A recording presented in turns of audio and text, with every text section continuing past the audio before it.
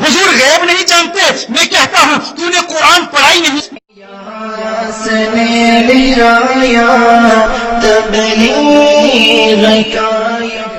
کہتے ہیں اصطلاح شریعت میں غیب اسے کہتے ہیں کہ جس کے تک پہنچنے کی کوئی دلیل بھی نہ ہو اور جس کے حصول کے لیے کوئی وسیلہ بھی نہ ہو اور کوئی راستہ بھی نہ ہو، اسے کہتے ہیں غیب.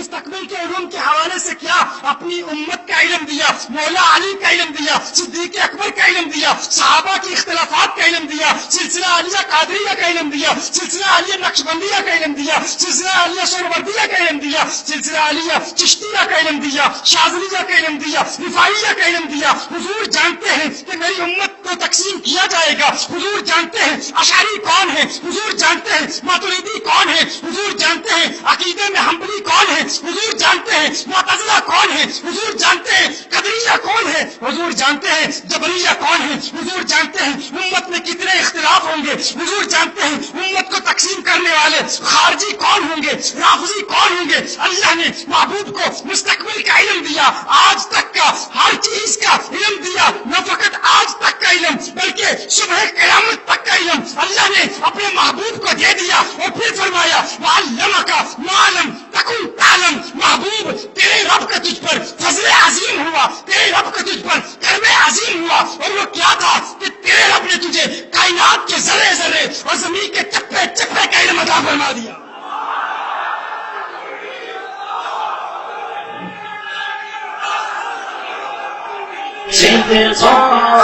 وفاق پہ کر علماء دیوبند، علماء دیوبند. اب جس کو بندہ نہ اس تک پہنچے، نہ دلیل ہو، نہ کوئی وسیلہ ہو اور نہ ہی کوئی سبیل ہو، یہ کیا ہے؟ غیب. اس کے بارے میں اللہ نے قرآن کریم میں فرمایا قُلْ لَا يَعْلَمُ مَنْ فِي السَّمَاوَاتِ وَالْأَرْضِ الْغَيْبَ إِلَّا اللَّهُ. کہ زمین اور آسمان میں کچھ ایسی چیزیں ہیں جنہیں غیب کہتے ہیں اور ان تک پہنچنے کا تمہارے پاس کوئی راستہ نہیں. اس کو صرف اللہ جانتا ہے، اللہ کے علاوہ کوئی اور نہیں جانتا.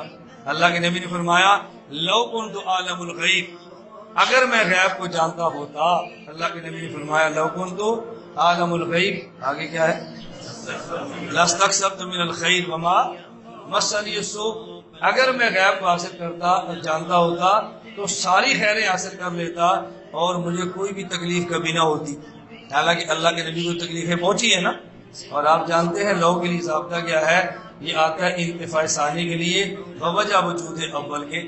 آپ کو تکلیف پہنچی ہے، آپ کو تکلیف، اس کا معنی کیا ہے کہ آپ کے پاس علم غیب نہیں.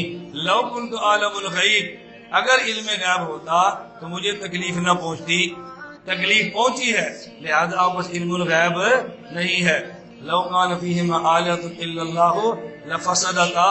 اللہ کے علاوہ اور الہ ہوتے تو فساد ہو جاتا. فساد نہیں ہوا کیونکہ اور الہ نہیں ہے. السوال العشرون، یہ بڑا اہم مسئلہ ہے، اس کو توجہ سے سمجھیں. اتعتقدون ان علم النبی صلی اللہ علیہ وسلم یساوی علم زید و بکر و بہائم ام تتبرؤون عن امثال ذلک. والکتب شیخ اشرف علی تھانوی فی رسالت حفظ الایمان.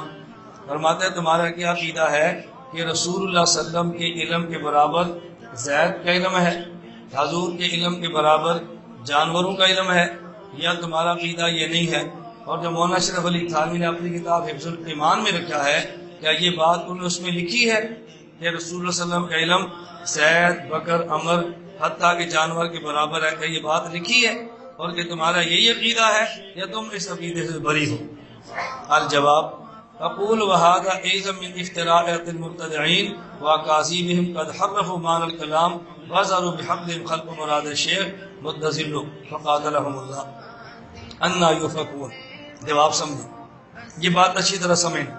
حضرت سہارنپوری رحمۃ اللہ علیہ فرماتے ہیں حکیم الامت مولانا اشرف علی تھانوی رحمۃ اللہ علیہ سے 3 سوالات کیے گئے اور آپ نے 3 سوالات کے جواب دیے.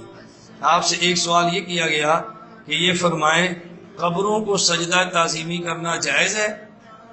دوسرا سوال کیا گیا کہ کیا قبروں کا طواف کرنا جائز ہے. اور تیسرا سوال یہ کیا گیا کہ رسول اللہ صلی اللہ علیہ وسلم پر عالم الغیب کا لفظ استعمال کرنا جائز ہے.